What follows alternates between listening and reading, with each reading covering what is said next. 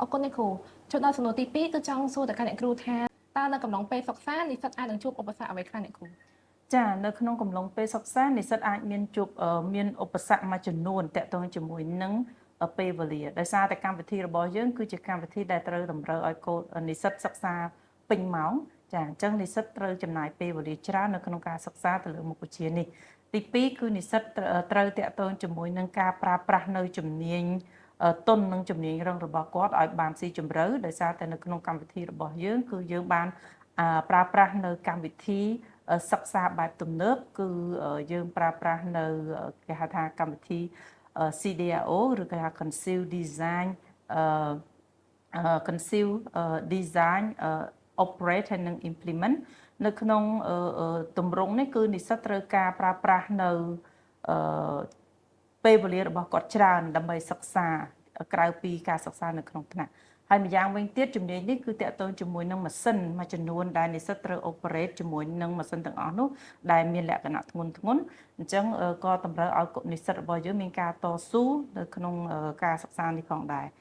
បញ្ហាមួយផ្សេងទៀតគឺតកតងជាមួយនឹងភាសាបរទេសដោយសារតែកម្មវិធីរបស់យើងគឺជាកម្មវិធីដែលប្រើប្រាស់ភាសាអង់គ្លេសគឺជាយានអញ្ចឹងកម្មវិធីរបស់យើងហ្នឹងគឺឯកសារបង្រៀននិងមធ្យោបាយនៅក្នុងការបញ្ចូលនិស្សិតគឺជាភាសាអង់គ្លេសចា៎អ្នកគ្រូនៅពេលដែលកំពុងជួបឧបសគ្គអញ្ចឹងតើអ្នកគ្រូមានវិធីសាស្ត្រយ៉ាងណាដើម្បីជួយដល់បងប្អូនអ្នកគ្រូចាវិធីសាស្ត្ររបស់យើងទី1គឺយើងបានបង្កើតនៅកម្មវិធីសិក្សារបស់យើងដែលយើងបានសម្រួលឲ្យនិស្សិតនៅក្នុងឆ្នាំទី1និងឆ្នាំទី2គឺមានការរៀនជាភាសាខ្មែរបន្ថែមពីលើកម្មវិធីជាភាសាបរទេសមានន័យថាគាត់អាចរៀនប្រាក់50ជាភាសាខ្មែរហើយនិងភាសាអង់គ្លេសចាទី2គឺយើងប្រើប្រាស់នៅកម្មវិធីមួយគឺជួយដល់និស្សិតដែលខ្សោយទាក់ទងជាមួយនឹងជំនាញគ្រឹះមួយចំនួនឧទាហរណ៍ដូចជា Core Science ឬក៏ជាជំនាញទាក់ទងជាមួយនឹង